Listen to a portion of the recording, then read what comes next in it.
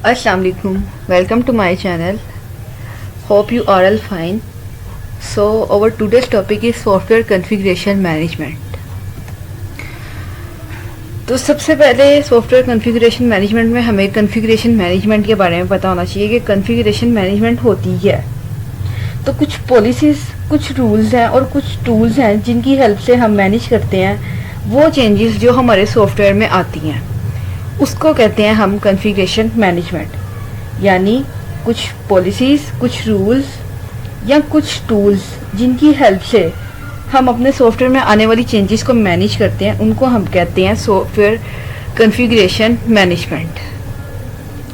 फिर software configuration management में हमारे पास एक सवाल आ जाता है कि why we need a special system to manage the change in software, जिसका आंसर है कि because when software is changing with the time it can slip from a track. तो ये पॉइंट मैं एक्सप्लेन करती हूँ कि हमें क्यों ज़रूरत होती है एक स्पेशल सिस्टम की कि वो सॉफ्टवेयर में आने वाले चेंज को मैनेज करे। वो इसलिए क्योंकि हम यहाँ स्पेशल सिस्टम मतलब एक प्रोजेक्ट मैनेजर को भी ले सकते हैं, क्योंकि एक प्रोजेक्ट मैनेजर ही होता है जो एक पूरे प्रोजेक्ट को देख रहा होता है। वो देख रहा होता है कि जो उसके टीम है वो ठीक तरीके से काम कर रही है या नहीं कर रही, काम टाइम से हो रहा है या नहीं हो रहा, कॉस्ट ज़्यादा तो नहीं हो रही। अगर इनमें से कोई चीज़ भी चेंज हो जाती है, यानी जैसे अगर हमने अपने क्लाइंट से वादा किया कि हम उसको प्रोजेक्ट जो है 1 महीने के अंदर बना के देंगे और 1 लाख के अंदर बना के देंगे, लेकिन हम वो टाइम से ऊपर चले जाते हैं, यानी 1 महीने से ज़्यादा टाइम हो जाता है और जो कॉस्ट है वो भी 1 लाख से ज़्यादा हो जाती है, तो इसका मतलब है कि हमारे सॉफ्टवेयर में चेंजिंग आना शुरू हो गई है।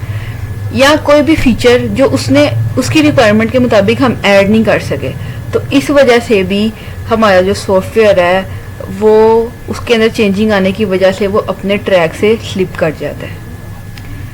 इसलिए हमें एक स्पेशल सिस्टम की ज़रूरत होती है सॉफ्टवेयर के अंदर किसी भी किस्म के चेंज को मैनेज करने के लिए, जो कि एक प्रोजेक्ट मैनेजर से ज़्यादा कोई भी इस चीज़ को अच्छे से टैकल नहीं कर सकता। यानी मतलब अगर कोई प्रॉब्लम आ जाती है या कोई रिस्क आ जाता है तो सॉफ्टवेयर मैनेजर पहले से ही उसको पता होता है कि अगर इस तरह की कोई प्रॉब्लम आती है या रिस्क आता है तो उसको इस तरह से सॉल्व करना है।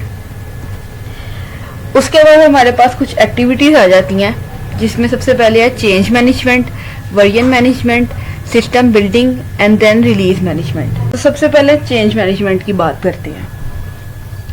चेंज मैनेजमेंट में कस्टमर और डेवलपर की तरफ से आने वाली रिक्वेस्ट को ट्रैक पर रखा जाता है। यानी कस्टमर की तरफ से चेंज आ सकती है या वो कह सकता है कि ये फीचर ऐड कर दो या ये फीचर चेंज कर दो, और डेवलपर की तरफ से ऐसे कि सॉफ्टवेयर को 2 डेवलपर अगर बना रहे हैं तो डेवलपर ए डेवलपर बी को कहता है कि ये चेंज कर दो ताकि मेरे मॉड्यूल ए तुम्हारे मॉड्यूल बी के साथ इंटीग्रेट कर सके, यानी वो इंटीग्रेट करे और उसका कोई इफेक्ट भी ना पड़े।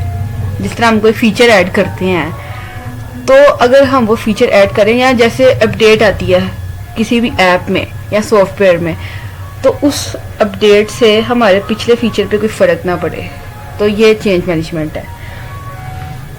इसका इम्पैक्ट कॉस्ट पे भी पड़ता है। यानी जो डेवलपर बी चेंजिंग कर रहा है, अगर वो हाईली कॉस्ट पे जाके करता है या वो कोई अगर मॉड्यूल ऐड कर रहा है वो हाईली कॉस्ट पे जाके करता है और डेवलपर ए ने क्लाइंट से उतनी अमाउंट का वादा नहीं किया होता, तो वो इस लिहाज से कॉस्ट पे भी इफेक्ट करता है। और ये भी देखा जाता है कि जो चेंजिंग करनी है अगर उनकी अभी ज़रूरत है तो कर दो, वरना कुछ टाइम के बाद भी हम कर सकते हैं। इसके बाद हमारे पास आ जाता है वर्जन मैनेजमेंट। इसमें number of versions of software के बारे में देखते हैं कि कितने number of version of software control में हैं और उनकी मैनेजमेंट एक्सेट्रा, ये सब चीज़ें इसमें देखते हैं।